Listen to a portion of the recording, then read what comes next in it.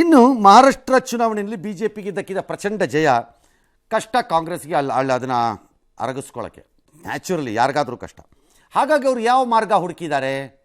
ಯಾರು ಒಬ್ರನ್ನ ಬೈಬೇಕು. ಯಾರನ್ನು ಬೈಯೋಣ?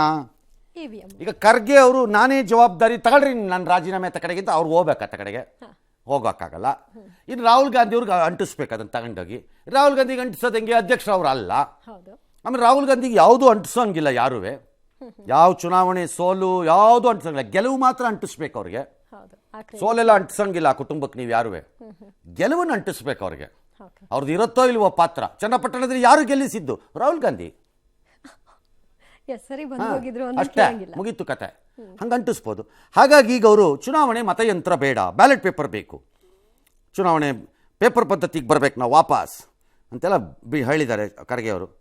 ಸುಪ್ರೀಂ ಕೋರ್ಟ್ ಮುಂದೆ ಒಂದು ಅರ್ಜಿ ಬಂದಿತ್ತು ಇವತ್ತು, ಸಾರ್ವಜನಿಕ ಹಿತಾಸಕ್ತಿ ಅರ್ಜಿ. ಯಾರು ತಮಿಳ್ನಾಡಿನವ್ರು, ತೆಲಂಗಾಣನವ್ರು ಯಾರು ಹಾಕಿದ್ರು, KA ಪೌಲ್ ಅಂತ. ಇದು ದೇಶಾದ್ಯಂತ EVM ರದ್ದು ಮಾಡಿ ಬ್ಯಾಲೆಟ್ ಪೇಪರ್ ಇಡಿ ಅಂತ. ಸುಪ್ರೀಂ ಕೋರ್ಟ್ ಏನು ಹೇಳ್ತು?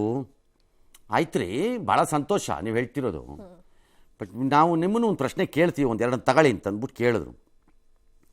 ನೀವು ಗೆದ್ದರೆ EVM ಮೋಸ ಅಲ್ಲ, ನೀವು ಸೋತ್ರೆ EVM ಮೋಸ.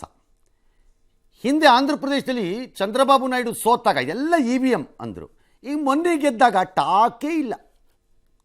ಅದೇ ಜಗನ್ ರೆಡ್ಡಿ ಹಿಂದೆ ಗೆದ್ದಿದ್ದಾಗ ಚಂದ್ರಬಾಬು ಮೇಲೆ ಟಾಕೇ ಇರಲಿಲ್ಲ. ಈಗ ಮೊನ್ನೆ ಸೋತ ತಕ್ಷಣ ಎಲ್ಲ EVM. ಇದು ಹೀಗೆ.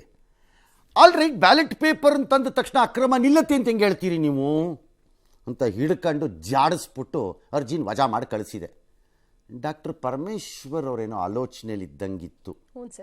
ಡಾಕ್ಟ್ರೇ, ಯಾವತ್ತು ಹೋಗ್ತೀರಿ ಸುಪ್ರೀಂ ಕೋರ್ಟ್ಗೆ? ನಿಮ್ಮ ಹೆಸರಲ್ಲೇ ಹೋಗಿ ಅರ್ಜಿ ತಗೊಂಡು.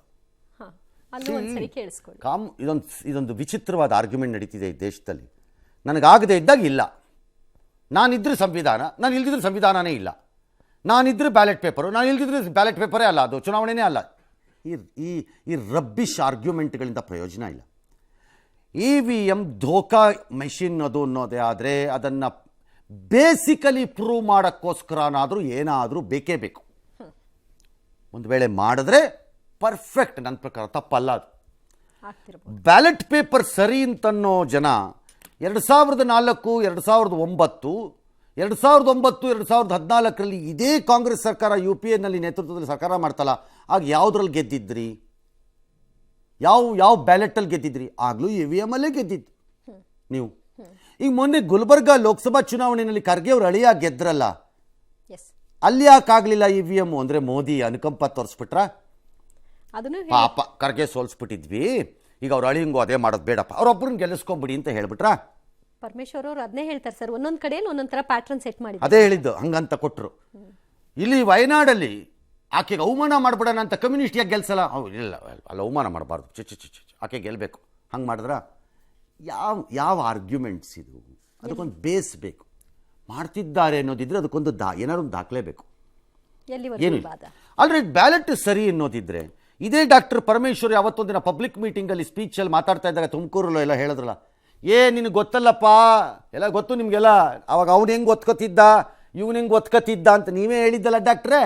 ಇನ್ನೊಂದ್ಸರಿ ರಿಪೀಟ್ ಮಾಡಿಸ್ಲಾ? ಹುಡುಕ್ಬಿಟ್ಟದು ಎಲ್ಲಿದೆ ಬೈಟು? ನೆನಪು ಮಾಡಿಸ್ಬೇಕಾ? ಈಗ ನಾವು ಕೇಳೋದು, ನೀವು ಹಿಂದಿಂದ ಯಾರೇ ಬ್ಯಾಲೆಟಲ್ಲಿ ಮಾತಾಡ್ತಾರೋ ಅವ್ರಿಗೆ ನೀವು ಒತ್ಕೊತಿರ್ಲಿಲ್ಲ ಅಂತ ಗ್ಯಾರಂಟಿ ಏನು? ಹೆಂಗೆ ನಂಬೋದು ಅದು ನಂಗಾರೆ? ಹಾಗಾಗಿ if this argument has to end, EVMದು, somebody will have to convincingly prove it is hackable.